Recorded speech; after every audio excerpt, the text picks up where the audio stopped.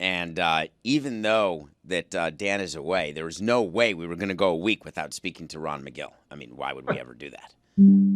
Hello, Ron. Hello, David. Man, I'm telling you what. How about that Yankee sweep, my man? Hell yeah. Sold out Marlins Park, baby. That was great. I mean, I'm telling you something. That was huge. Nothing gave me greater pleasure than seeing those Yankee fans become almost suicidal. Well, He said almost. Because I'm a Mets fan. That's a little strong, Ron. We don't want our fans to be suicidal, but we'd like them to never win a game. That's what we would like. The Yankees to leave. I wanted all Yankee fans to leave and rip off their shirts and put on Marlins shirts. That would have been a preference. It was great because I got to tell you something. I would say probably 75% of the people in that stadium were Yankees fans. But their money was green. Good point. So I was totally fine with it. I actually have no vested interest in it anymore. But did you then watch the Marlins last night against the Astros? I watched the first couple of innings, and that wasn't making me happy, so I switched it off. That's okay. Sandy gave up a couple runs. We have a bunch of video I have to show you. There's some stuff going on with animals, and I keep seeing it. And, Ron, I'm having a major problem right now in my life, among other things. I am very confused by what's AI and what's not. Oh, you listen. Yeah, join the club. Me too, and I'm an animal expert. I see stuff online now that I know cannot be true, but looks so real it's unbelievable. Did a whale kill someone in a boat? No. Every other thing that's pushed to me is that a whale or a shark is jumping up into a boat and sinking the boat. Is that one of your there have been occasions where whales there have been occasions where whales have breached and hit boats, yes, and there's that one real video of the whale actually coming up while it was feeding and took in a kayaker and spit him back out. That was real? That was real. That was real. Yes. How did he? What? Do you the whale knew he made a mistake. He got rid of it really quickly. So he burped up the person? Basically, just spit him out. Yes. I mean, that whale's coming up. The way they feed, they come out from deep water and they come up and they're grabbing all kinds of krill and plankton and things like that, all just massive amounts of that fish meal into their mouth. But of course, when a guy with a kayak is much bigger than anything he's used to, that's not what he's used to, and he immediately discarded it out of his mouth. It wasn't that it was intentionally trying to get that guy. It's not like, Jaws coming out of the bottom, I'm going to go and snatches him. No, that wasn't it. It was going after a lot of other things, and that guy with the kayak just happened to be in the way. When do you die? Does the whale have to bite you, or do you have to be stuck in the stomach for, do you suffocate? How does that? Yeah, it's not a Pinocchio type thing. You can't live in a whale's stomach because the acids would kill you right away. You would suffocate, of course. Tell that to Jonah. Exactly. Did you talk to the rabbi about Jonah or no? That's Old Testament. No, it might not have been a whale. It might have just been a big fish. Maybe the whales in Nineveh are different. Okay. Back to intelligent conversation. Was basically, a whale could actually drown you, of course. That's one thing. But, of course, that has a massive size. It could break your neck, it could break your back, any kind of fatal injury that way. Most of those whales are what we call baleen whales, so they don't have teeth. They just have filters in their mouth, so it's not like they can bite you and crush, cut you up with teeth, because they're not toothed whales. Those types of whales. I'm sorry to derail you, but was the kayaker attached to the kayak? You know how you get in and you're strapped in so you can roll? I'm not sure. I don't think so, because I think when he was spit out, he was outside of the kayak. So. Did the kayak get spat out also? Yes, and the cool and thing the oar? No, but the cool thing is the father who was in front of him continued to tape this thing. He continued to tape this thing. Instead of when the whale comes out of the water and grabs his son, you think you would drop the recorder and go, oh my God, my son. But no, he continued to tape it as the son came out of the water. And I was like, oh my God, I couldn't believe it. We've got all this stuff to show you, and it didn't occur to me that this would come up. But there is a video I want to go to that apparently has bears doing stuff to each other. And fighting. They could be loving. They could be mating. What's happening here? No. These are bears that are quarreling. Yes, they're quarreling either over a territory, over food. But I think these are two young males, and they're posturing at each other. No, I want to eat these people. No, that's not what it is. How are these people so comfortable being close to bears that are being violent? The people aren't being very, very intelligent, but having said that, these bears are so focused on each other, they don't see anything else happening around them. So there's no risk for them taking that fight to the people? No, there's no reason for them to take the fight to the people. That is still dumb, though. Like, we can all agree on that. Not smart. Yeah, that's not smart. I'm not going to say these people. But again, listen, guys, this is a social media driven lack of intelligence. People want to get shots that they think are going to get clicks. They're going to say, I want to get this. I want to get this. I want to get this. You could die, but listen, you could get a lot of clicks too. So yeah, I don't feel badly at all when people take selfies and fall off the Grand Canyon. Not even a little bit. Now look. That's you made me feel badly about my suicide comment on Yankees fans. You saying you don't feel badly about people falling off cliffs? No, when He's you're a walking trying to take contradiction. I'm learning that about Samson. Those people videoing the bears, like the safari one, when you're in a safari and you're videoing mating and all of a sudden an elephant comes at you, I feel terribly when that happens. That's tragic. I think we've done a top 5 things David doesn't feel bad when they die doing. Well, this one, these bears scare me. Wow. I've only had one encounter with a bear, Ron. It was at a campsite in... Black or brown? I don't know. Black. Trust Go me. on. Go ahead. Don't see color. It's going to be black. It's going to be a black bear at a campsite. Unless you run for a lot of reasons. Trust me. Colorado. And Did you find it to be hostile, Probably had a David? vest on. I was frozen because I forgot. You know the things you're supposed to learn before you do anything? With a bear, there's one way where you get big and yell. There's one bear where you get small and run or something. And I didn't remember which to do, and all of my prep and training went out the window. Ron, which is it? With what bear do you get big and yell? Well, you get big and yell. That should be your first instinct with any bear. Okay. Now, if a bear like a black bear comes after you, even after you get big and yell, you're going to fight that bear. You're going to fight that bear because that's going to give you the best chance. Fight the bear. If a brown bear or / grizzly bear comes at you, that's when you put your hands behind your neck, get in the fetal position, and play dead. Mm-hmm. And if it's white, because you're never going to beat a grizzly bear. If it's black, fight back. If it's brown, lay down. If it's white, night. So if it's a black bear, what's my first move? Do I go poke in the eye? Like, what would be your first move of attack? True. That's true. Ask him. Cody always goes into that. No, I'm serious. Punch, like you say, fight a bear. Give me. Punch. Oh, punch. Okay. Punch what? But I think I could get him right in the eyes, though. What about like a low blow, like a quick, swift kick to the, like underneath, like boom, a cup check. Listen, if it's a male, guys, yeah, I'd go for the soft spot there. Any male mammal gets a blunt force trauma to the groin is going to feel it. Huh? So not a dumb question. So twist. Yep. Oh my God! Would you recommend a twist or a punch? You believe when a bear is coming at you that you will have the presence of mind twist to be accurate in what you're doing. If you have a friend with you, nothing will spark in you to fight. Like you won't have like a straight up. Okay, I'm either gonna die or fight back. Even if I'm still going to die, I am going to die swinging. If an elephant came at you, you'd fight the elephant? I try to run first, then, as I feel him gaining on me. Then what? Then I'm trying to now I'm going to get agile, and when that doesn't work, I'm just going to keep going down. Try to run up his trunk. Yes. All you got to do is hit him with the zigzag. It's a tough final thought. It is. Where's his? Oh my God! I'm imagining I'm Listen distracting to this. Okay, go ahead. It's really hard. I'm sorry, but I don't believe in the real world that people would be able to perform that well under attack from an animal. Yeah. I think you're wrong, Dave. I think adrenaline sometimes will make you do things that you didn't think you were capable of. Like finding out where the groin is? I don't think David has adrenaline. You don't know where the groin is? I think the hardest thing would be to play dead. I mean, when you're getting mauled, the hardest thing to do is to play dead. Yeah. It's hard not to scream and yell and go, "Oh my God, I'm freaking dying." All right, I got another one to show him. I don't know if you've seen this, but I got a chance to Hopefully it's a video. This. It's a video, and it's really cool. Can you show the trunk video? What do we got here, Ron? Ooh. Oh, my God, a beehive inside the trunk. Is Yes. that possible? Looks like the That's biggest very beehive possible. you've ever Matter of seen. fact, yes, it's not only possible, it's probable. Bees look for dark, secluded places to build their hives. So that's a perfect place. That's obviously a car that has not been driven for a long time, and it's just become this perfect little container to create a beehive. Looks like a Disney That's beautiful. movie. I love it. I think that's great.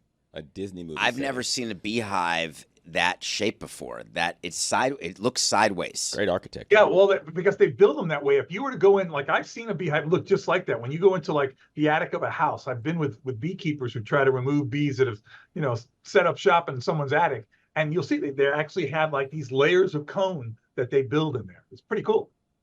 And have you ever had to dismantle? Dismantle, is that the word? Dismantle?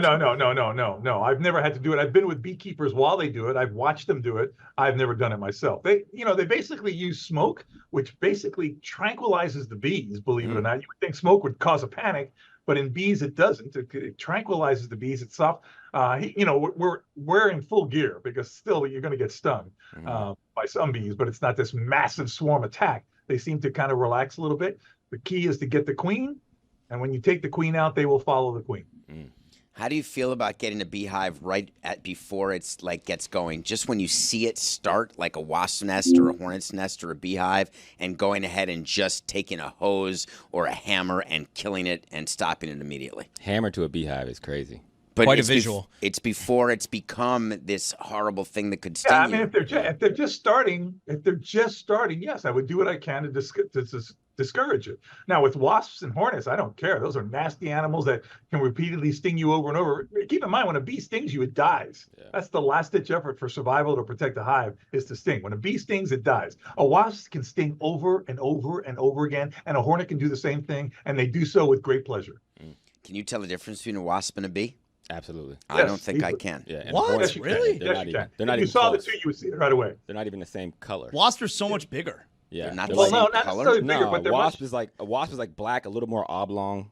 Exactly. A wasp A bee is much like more. multicolored with yellow, and it's a little more compact. And then But and the then a colors hornet is can- like thick. It looks like The a colors beetle. can be very similar, Death beetle. but a wasp is very linear. It's very long and thin, with long, thin wings, whereas a bee tends to be more kind of pudgy. Okay. Those don't look similar to you, Hawk. I'm not You're gonna lie. showing now. I a thought bee the and a wasp was a bee. Yeah. No, I mean, I've never seen a yellow wasp. I'll be honest. Yeah, I'm not gonna lie. The I wasp. know. No. You guys you must have heard of yellow jackets before, right? Yeah, but Yellow those are jackets- thicker though, right? Aren't those like a No, little, no, like triple the size? Yellow jackets are wasps. Okay, but you see how the wings are kind of short and stubby on the bee, and the abdomen tends to be kind of short and stubby on the bee, whereas the wasp tends to be a little bit more elongated. The wings are much more elongated. Yeah. Are we looking at the same picture here? We are, but the sizes 'Cause also aren't like if Those you put look up, alike. If you put up me and Calvin Johnson and you made the sizes similar, you'd be like, oh, I can't tell the difference between those two receivers. But then when you Well, see us the in other person, thing- yeah, you'll be like, oh, there's also a clear wasp- discrepancy. The coloration on a wasp is always much more vivid than on a bee. The bee colorations tend to be much more muted. Yeah. Can a wasp's nest grow inside a trunk? Yes. What about a hornet's nest? Yes. Anywhere a bee's nest, a beehive can be established, so can a hornet and a wasp. How They're did in you know that was a beehive when we showed you the video and not a hornet's Oh, nest? because a beehive looks very different. It's made out of a wax. It's bees' wax. Hornets and wasp nests look like they're made out of paper. It's a different type of structure, totally different type of structure. Did any of us know that?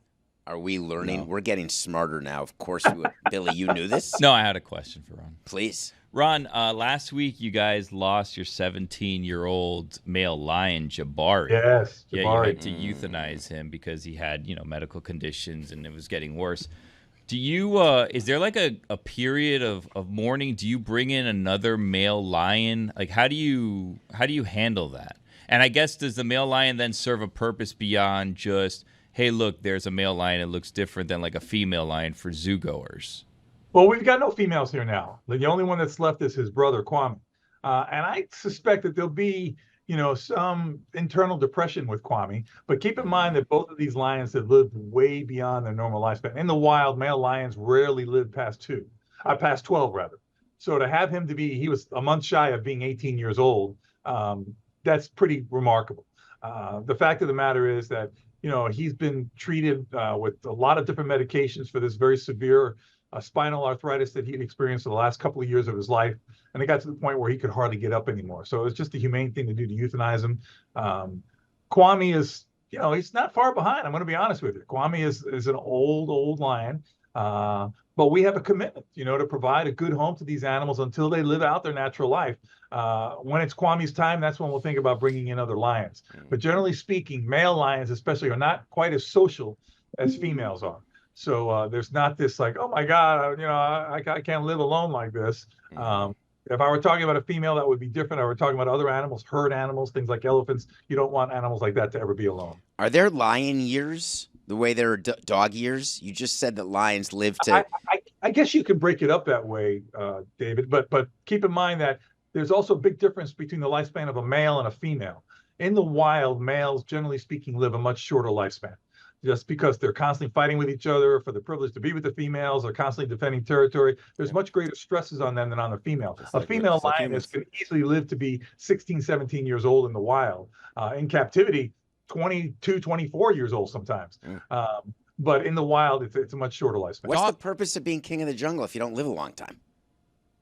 I don't know. People will argue, say it's quality of life as opposed to quantity of life. When you're king, that's a good time. Isn't that why you want to be successful? I want to live forever. We all agree dog years are stupid, though, right? Yeah. Your dog's 7. Yep, that's math, though. But it's supposed to be informative to let you know how old the dog is. Right, they don't live as long. Yeah, but it depends on the breed, too. Stupid. Like, it's not linear. Hey, your dog's 8. Sorry. And David, you really want to live forever? If I could live forever, I would. I do not want to die. Yes, 100%. Really? Yes.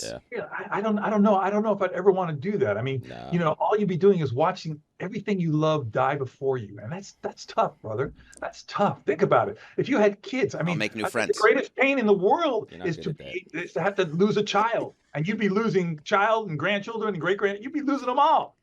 Yes, I'm aware, but I'd still be living. Better them than him. Better them than me. And I want to be. I would like to be Justin Timberlake in the movie called, have you ever seen In Time? No. I have not. But I'm not the movie mogul that you are. Yes, I know what that is, yeah. Wait, you want to be that where you have to like run if you're running? How great is that? It's really stressful, it seems. It's very stressful, but you have a time where when it runs out, you die. And you can get more time, and everything costs time. You want a pack of cigarettes, that's 20 minutes. If you play poker, you could be playing poker where the ante is a year. Genuine, opinion here. People who want to live forever scare me. Yeah, I got to be honest with you. I'm feeling the same way, David. I think it's a little self-centered. A bunch of people that want to die around here. It's like there's nothing you won't I'm do. With David on this. To make sure it's them, not you. That's I don't want to be 500 years old where I can't move. But he's going to be frozen. I would like to live as long as possible. And by the way, Ron, let me just clarify. I don't want to be an invalid. I want to be I want to be able to run marathons. I want to be able to talk to you and go to zoos. At 228, you're going to be running a marathon. But listen, David, look at that. Look at the legend of Dracula. What does Dracula despise? He despised the curse that he can't die. He's in his prime the whole time, right? He's getting to be with all these girls all the time, doing all these things that you think are great all the time. But at the end of the day, he yearns to die. Die? Yep. Charlize Theron didn't die. Die. What? That seems fine. Old Guard. No one saw Old Guard. Old Guard 2. I mean, are you not paying attention? I don't think she died in Hancock either. Was she in Hancock? And in life, I don't know where you find the time to watch all these movies. He's working. Ron, how dare you? In Time is a 6.7 on IMDb. And there's 22 hours in a day. So there's plenty of time. There's 24 hours in a day. Don't you two sleep, of brother? them I don't. Two a night. I give you 2. A solid dose, Ronnie man. If you think that sleeping 2 hours a day is going to have you live forever, you have another thing coming. He has no idea how There you quickly go, he's buddy. going to die. It's going to go south for me in a hurry. I'm very aware. Ron, what do you do with a dead lion? Do you cremate it? Do you? I mean, it seems like for other animals, that might be valuable meat or something. Do you study it? No. What we do is, there are various universities and institutions doing studies on lions that might be doing studies on the liver, might be doing studies on the eyes. Those particular organs will be sent out to those tissue samples will be sent out to different universities and organizations doing these studies to see what we can learn from the death of this lion. Whatever, we preserve the skull for our education department here. But the rest of the lion is incinerated. We don't bury any animals here at the zoo for a couple of reasons. First of all, anybody who lives in South Florida knows you hit 6 inches into the dirt and you're into limestone. So you can't really dig these graves very well. But also, we don't want to be polluting the aquifer. As you put these animals underground, that seeps into the water table, and you don't want to do that either. So everything has to be incinerated as per the United States Department of Agriculture. Maintain those rules. Once we have salvaged whatever part of the animal that we're using for research or education. Thank you, Ron. I will now live with the image of what to do with dead lions as well as how to deal with bears. Thank you for being with us. Always We a pleasure, appreciate you, David. Ron. Go Marlins, baby.